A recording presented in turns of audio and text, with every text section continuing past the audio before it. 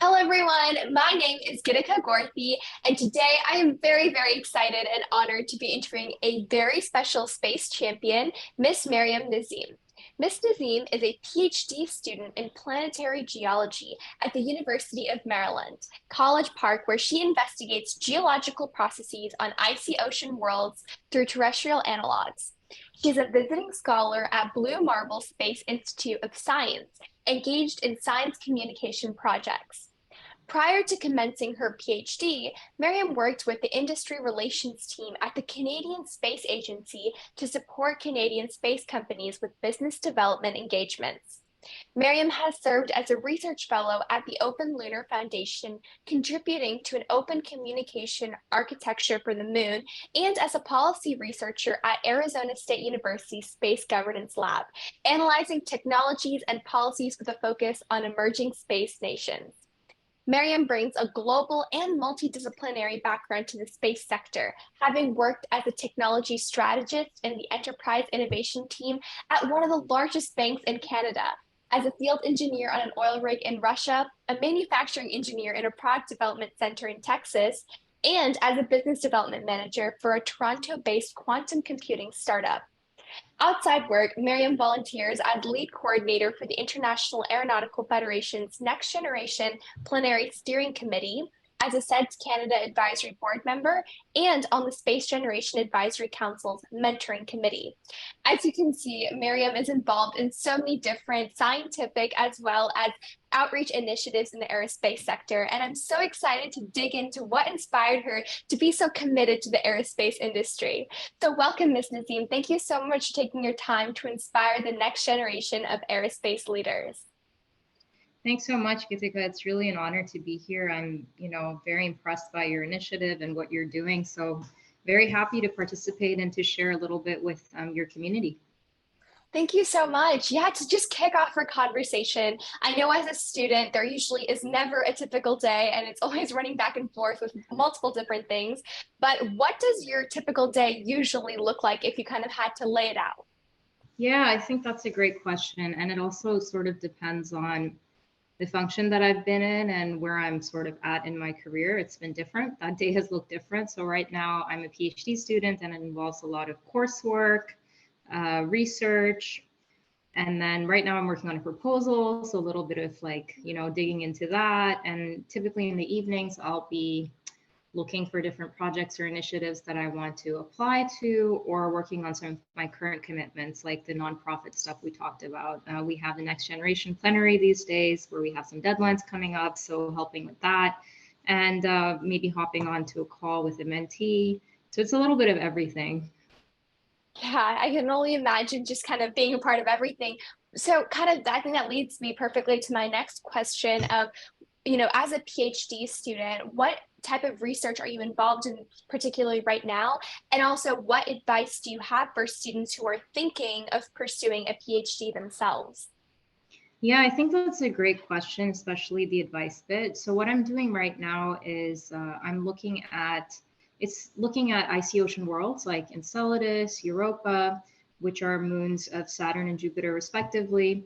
I'm interested in them because of the potential for habitability. So beneath these kilometer layer thick icy crust, we believe there might be liquid water ocean, and that could be a potential environment for potentially life. We don't know. And I'm looking at geological processes, but since we can't go there, we look at it from terrestrial analogs. So for example, analyzing data from places like Antarctica or the Arctic or Greenland. And in this case, from one advisor, he's a seismologist, so we look at seismological data. But then I also do geochemical experiments with an advisor at Goddard to simulate the chemistry of the plume at Enceladus, for example. So it's kind of looking at it from two different angles. It's very interesting, but it's also diverse aspects of approaching a PhD, which I like. So it's not too narrowly focused under this umbrella. And I think the advice part is a great question. I think someone who's interested in doing a PhD, you definitely should be interested in the topic, because it's like in North America, it's a 5 to 6 year commitment. So that's a big amount of time that you're going to be working on your thesis. But then your thesis doesn't just have to be very narrow. Like there could be a few projects under that umbrella that you end up doing. but there is going to be sort of an area that you specialize in. So be committed to that idea. And I think for me, the biggest takeaway was I chose my program based on the advisors I would be doing research with, because I kind of see it as another form of work. Like it's not like an undergrad anymore. You're mostly like being paid to do research, there are expectations. And I personally think the relationship you have with your advisor, and if you're on the same page with regards to your goals, it really makes a huge difference. Yeah, I've always been considering like the path down the PhD route, and that's been something I've been thinking about. But there's not a lot of, I guess, resources for students to navigate the PhD realm. And I think what you said about just make sure it's a topic you're really interested in and something you want to dedicate a lot of time towards specializing in. I think that's really important perspective to have when entering a PhD type education experience. Definitely. And I love hearing about your research experience that you're doing right now with your PhD. It's really funny that you mentioned the research you're doing at Goddard, because when I was in seventh grade, I applied for a 1 week free program at NASA Goddard Center called the Sisters Program. And it was just a Awesome. program in middle school for students to get involved in space. And I particularly remember a project on trying to discover water on Jupiter's moons. And so I remember this same conversation that we're having today, something that I had in seventh grade. So I guess it's just like a full circle moment, but that's crazy. And so also when reading your bio, I noticed that you have lived in 5 different countries. And with that, I'm sure comes many different experiences and diverse individuals that you've interacted with or potentially even worked with. So what are some key lessons or takeaways you've learned from your global experiences in these different countries? Yeah, I think it's definitely been illuminating, and I feel very grateful for all these experiences. I've been able to live and work in both in Venezuela and Pakistan, in the US and Russia, in Canada, and now I'm back in the US. So it's quite a few Wow. places with different cultures. And I think being a part of those networks, not just on a temporary basis, but really immersing myself in it really helped provide a way to look at the world with more empathy and being more accepting of different cultures and being able to sort of navigate the nuances of trying to understand how to make things work in a different setting very broadly. I really like it. I like this idea of meeting new people. That's why in my adult life, I've looked for change because I like that it pushes me out of my comfort zone. I don't get too complacent. I get to experience a new community. It also means that I have a network of people all over the world, which I'm very grateful for.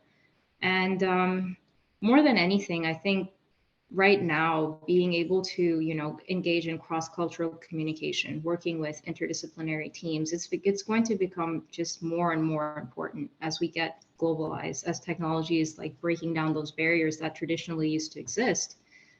Even with COVID, like everything moving to remote work, like this idea of just like remote first and being able to work globally from anywhere in the world, like teams are expanding, the footprint of companies is expanding. So I think it's just really important to be able to work with and to communicate and interact with people from everywhere.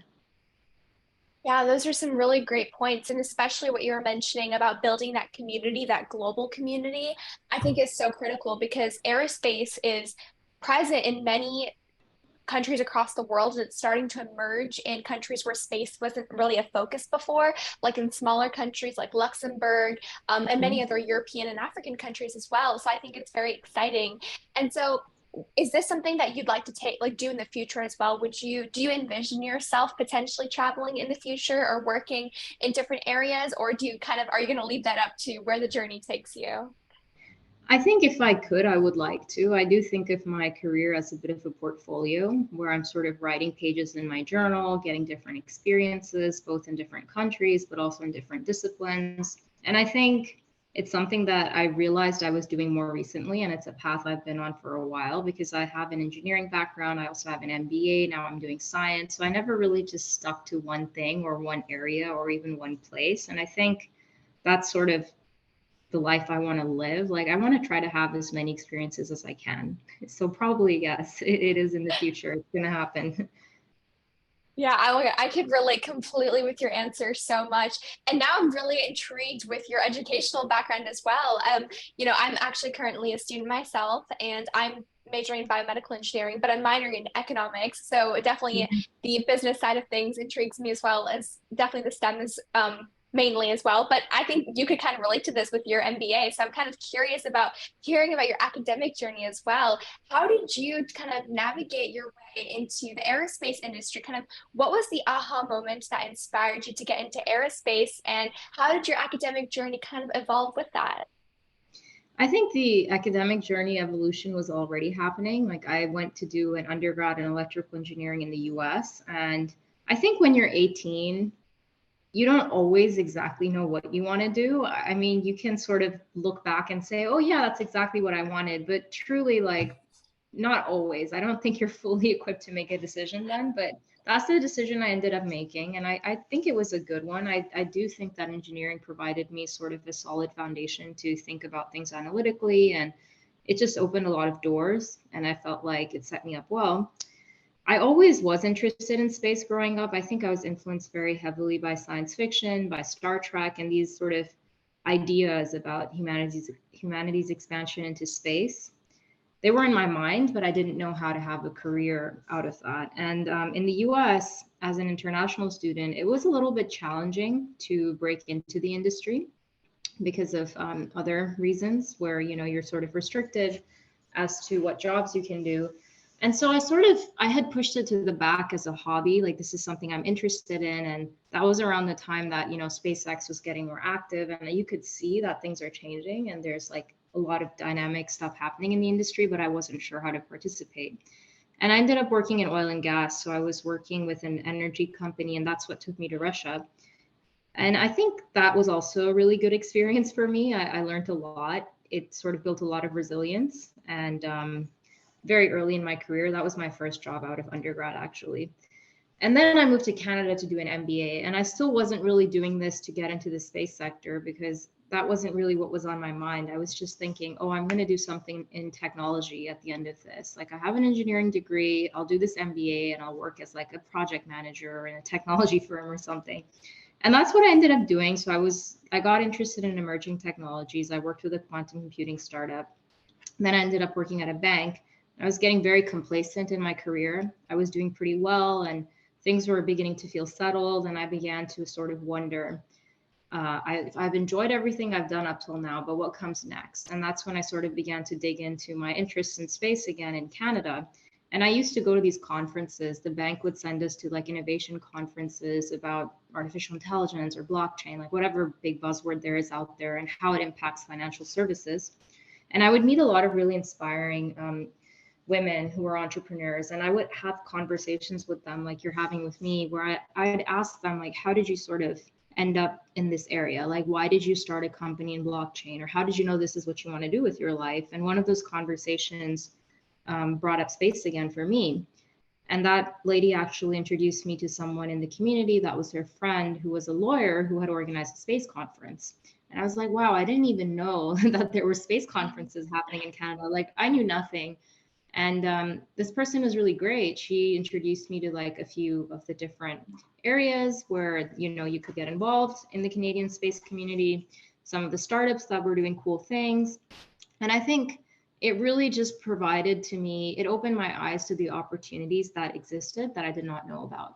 And that's typically usually what you need sometimes. Sometimes you just need someone to open the door for you or to tell you that what you've been thinking about is possible. And I didn't look back from there. I just networked a lot. I did a lot of research. I did whatever I could to begin to participate in this industry, including joining a lot of nonprofit organizations. This was like a little over 3 years ago, and I haven't really looked back since then. And I think I found sort of my home in space, but I think I want to occupy many different roles in this industry.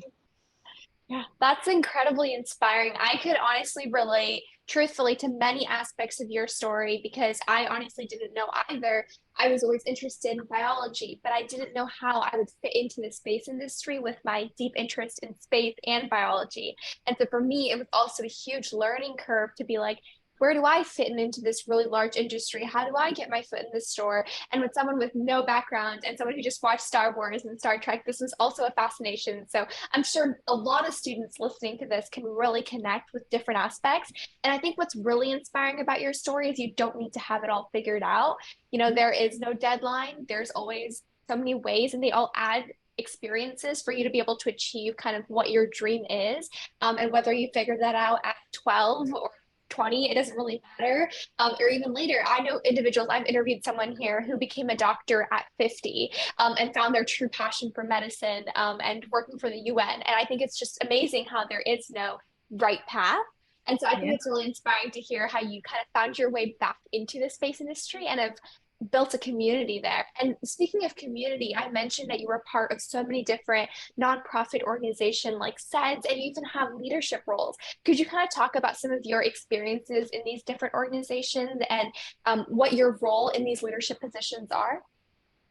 Yeah, I think, as I mentioned, when I first wanted to get involved in the space sector, I think opportunities to contribute in a voluntary capacity came about more often than paid engagements. It's just the reality of the situation. But I also felt more driven to want to contribute. I felt like these were causes I cared about. These organizations were doing really wonderful things. And so one such organization is the Space Generation Advisory Council.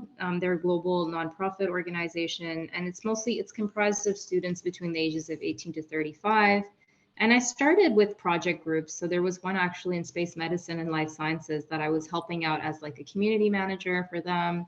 Then I started getting involved in initiatives for Canada. So I led, as a national point of contact, I led the projects within Canada for this organization, which involved, outreach, providing opportunities for the youth in Canada who are interested in space to be connected to our global organization, organizing webinars on different topics like how can we utilize satellites to improve life on Earth, and what are different young professionals in Canada doing with their careers in space. So it was pretty rewarding. And then I got involved with SEDS Canada, which is a Canadian chapter of the Students for the Exploration and Development of Space. I helped them organize a hackathon, which actually COVID threw a wrench into that plan, but I really loved the different projects they were working on, and I wanted to continue to provide them guidance. And so now I'm on the board of advisors there, and they do really wonderful things, like just seeing the growth of this organization through the years. They organize a national space conference, which is just happening in January right now, and it's wonderful. Like, it's connecting the students and the university level with leadership in Canada. So they've really provided an amazing networking forum. I also am part of their mentorship program. So when I talked about jumping on calls with mentees, I have a mentee or two from that program that I then advise. Wow. They could be students who are applying to maybe undergrad programs or thinking about the next job that they want. So just sort of helping out where I can. I'm also involved with the International Astronautical Federation, which runs the IAC, the International Astronautical Congress, which is one of the biggest space-focused conferences in the world. And I think that has been really rewarding, being a part of their workforce development committee. It's geared towards young professional programming, and I particularly help to run the Next Generation Plenary, which is an event that happens during the IAC. It's a panel format that we run, and we bring on stage young professionals and students who are working on the themes for that year. And there's thousands of people in the audience, ranging from space agency heads to CEOs of companies and academics. And we provide them this immense audience to sort of share their viewpoint with, because I think one of the most important things is visibility in this industry and providing opportunities to people who traditionally might not get that floor.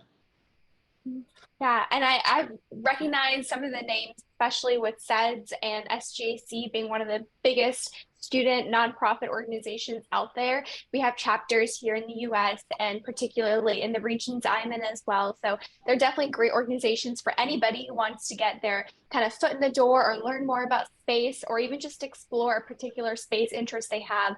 There are definitely organizations that got me into the industry and I think are great places to start off. And what you're mentioning about IAC as well, I think it's such an incredible conference. I wish I could have gone this year, but maybe next time. It's such an incredible conference where you can connect with global leaders of space sector and learn from their work and listen to these differing viewpoints of what the future of space exploration looks like. So yes, all very, very exciting conferences and initiatives to really be a part of. And throughout this journey of you navigating both your academic life as well as things you do outside of your academics with volunteering and leadership, have you had obstacles in this journey, whether it be growing up or kind of pursuing your education? And if so, how were you able to overcome these obstacles? Yeah, and I will also add that the academic sort of PhD happened more recently. Before that, I was working full time and then navigating the nonprofit commitments. And I think the biggest piece of advice I have is make sure that you make time for you. Like, it can be really easy to get caught up in like so many things and so many networks, and there's always something exciting happening and you feel like you could be doing so much more, but definitely need to take a step back sometimes and learn how to prioritize. So that's helped me a lot, like knowing where to invest my time and energy, where I feel like I can have the biggest impact and sort of use the skills I have in the best way possible. So for example, I started this PhD last semester, but before that I was working full-time at the CSA, well, part-time, but like during full-time hours. So a few days a week I was working 9 to 5, but then I also wanted to get my pilot's license. So sort of splitting that time where I'm working and then in the evenings I'm going to the airport. It started getting a bit much, but then weekends, like trying to make sure that, I have me time. Like you need to know, and especially during the pandemic, I think it got really difficult because there was no like, you're going to work anymore. Like work sort of bled into home time, bled into like outreach time. So making sure you take a pause and that you take time to like connect with friends and do those other things outside of your life. Because I think I'm preaching to the choir a little bit, but work does not equal life. Like there needs to be balance there. Definitely. Yeah. I think it's sometimes so difficult to create that like fine line, especially if what you were mentioning during the pandemic when you were at home, there was no distinction of what is school, what is work versus what is free time, what is family time. So definitely, I think trying to figure out what your schedule looks like and you have the whole day. And I think making sure you dedicate a few minutes or few moments of your day to reflecting and taking care of yourself is equally as important and something that we should all keep in mind. And I think when you take care of yourselves, you have the resilience and you get the strength to be able to overcome any challenges or difficulties that may be in your way as well. And so now that we're able to kind of learn a little bit about your really inspiring journey into this industry and some of the work that you're doing, my last and final question for you is with your experience so far in this aerospace industry, what excites you and what makes you nervous for the future of the industry? I think I'm really excited by the opportunities for human exploration, increased access to space. I think low Earth orbit is going to be really exciting with the commercial space stations coming up in the next decade or so, hopefully things like Axiom Station, the Orbital Reef Station, because the ISS is going to be ultimately deorbited and decommissioned. So I think it will be interesting to see like, the players that come in to fill that gap. But then at the same time, I just wonder, like, as we move away from government oversight and we have more commercial entities sort of, taking taking over that space and enacting what's going to be happening there, the oversight, like making sure that we are taking care of the rights of the people who go there. Like there's equity in who gets to go and have these opportunities. I know we talk about like these business parks and it's going to be profit driven, but ultimately I'm really hoping that there's going to be, that space for all really becomes not just a tagline, but a reality. And we see it, we see that there's actually democratization of space and that there's equal opportunities for people to access. Okay, maybe it's just the overview effect or for scientists to go and actually do their research in lower Earth orbit. And I think that's a good stepping stone, like sort of testing it out and seeing how that plays out to then begin to think about what's going to happen on the moon. Because initially it's going to be governments, like we're going to have the Artemis missions, it's going to be government driven, but then what comes next? Like we talk about sustainable presence on the moon, what does that really mean? That will be an interesting question to answer, and it will be interesting to see how that plays out. Because ultimately I'm very like sort of I guess, Star Trek minded in that I would love to see humanity exploring. I would love to see us venture deeper and deeper into space and to develop those capabilities and to be that spacefaring nation.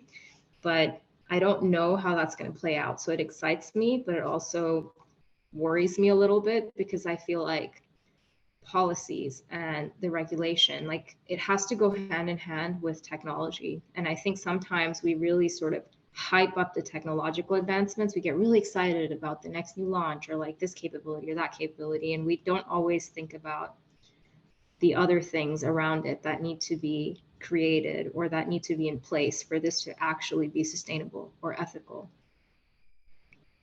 Definitely. I think those are all really important points to keep in mind. I think first, what you're mentioning about what makes you excited about space, I think the thought of space for all becoming a reality is exciting. With Artemis, I know we are taking a step forward, and definitely with commercialization in space, we're starting to open doors to people with disabilities, people of different backgrounds, educational experiences to have the opportunity to go to space. You know, becoming an astronaut has always been very selective, and I think now we're starting to see with commercialization, there has been a lot of nonprofit organizations such as Space for Humanity who are selecting astronauts to go to space, and they don't need to have a certain background or a certain look to be able to enter this industry. And I think with the previous launch with Sarah Savory, the first female Egyptian astronaut to be launched, I think it's incredible to see her and a lot of other women being represented through these commercial launches. So definitely very exciting to see kind of space for all, not just being a token term, but actually starting to be taken seriously.